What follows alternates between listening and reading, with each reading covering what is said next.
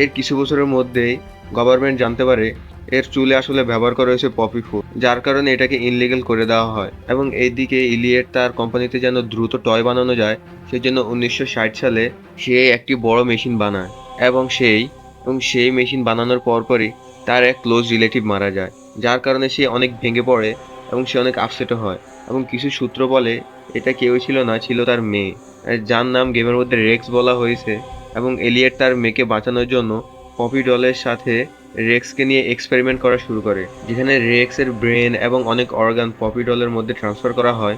এবং যার কারণে রেক্স নতুন জীবন পায়, কিন্তু এলিয়েট তাকে একটি কাঁচের বাক্সে বন্দি করে রাখে। এবং সেই থেকে এলিয়েট একটা পার্ক বানায় এবং সে চাইল্ড অ্যাডাপ্ট করা শুরু করে।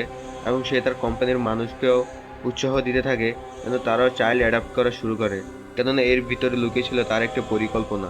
তারপর অনেক বছর হয়ে যায়, কিন্তু তাদের আর আগের মতো সাকসেস এনজয় করা হয় না। এবং এই থেকে 1994 সালে তারা হাগিবাগি বানায় এবং এটা নিয়ে তারা গ্রেট সাকসেস পায়।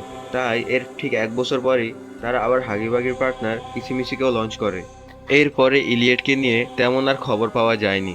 এরপর 1990 সাল নতুন এক লোক জয়েন হয় পপি প্লেটাইম কোম্পানিতে, যার নাম হার্লি সয়ার। এবং তাকে আমরা দ্য ডাক্তার নামও চিনে থাকি। সে এই কোম্পানিকে আগের মতো করার জন্য সে একটি বড় সিদ্ধান্ত নেয়, যেখানে সে পপি প্লেটাইমের নতুন পুতুলগুলোকে জায়ান্ট ভার্সনে তৈরি করতে চায়, যার ভিতরে পপির মতো মানুষের অর্গান থাকবে। এবং এখানে বেশিরভাগ ব্যবহার করা হবে বাচ্চাদের, যার মূল কারণ ছিল হিউম্যান এমপ্লয় যেন কমে যায়। এবং এই এক্সপেরিমেন্টে শুরু হয় 1006-এর অধীনে, যাকে দ্য প্রোটোটাইপ বলা হয়। তাকে তৈরি করা হয়, কিন্তু সে ছিল অনেক বুদ্ধিমান এবং সে কারো কন্ট্রোলও থাকতে চাইতো না, যার কারণে সায়েন্টিস্টরা তাকে একটি কাঁচের বাক্সের মধ্যে বন্দি করে রাখে। কিন্তু সায়েন্টিস্টরা এখানে না থেমে অরফান কিডের বডি ব্যবহার করে আরো টয় বানাতে থাকে, যেখানে ডাক্তার লেট তাদেরকে টয় ট্রান্সফর্ম করে। এবং এর ফলশ্রুতিতেই আমরা হাগিবাগি, পপি, মমি লং লেগ এই সবাইকে টয়ের মধ্যে হিউম্যান বডিতে ট্রান্সফর্ম হয়ে দেখতে পাই। তো বন্ধুরা, আজকে এই পর্যন্ত। তোমরা যদি এই নিয়ে আরো ভিডিও দেখতে চাও এবং পপি প্লে টাইমের বিস্তারিত ফুল স্টোরি জানতে চাও, তাহলে আমাকে কমেন্ট করে জানিও। আমি নিশ্চয়ই তোমাদের কথা রাখবো।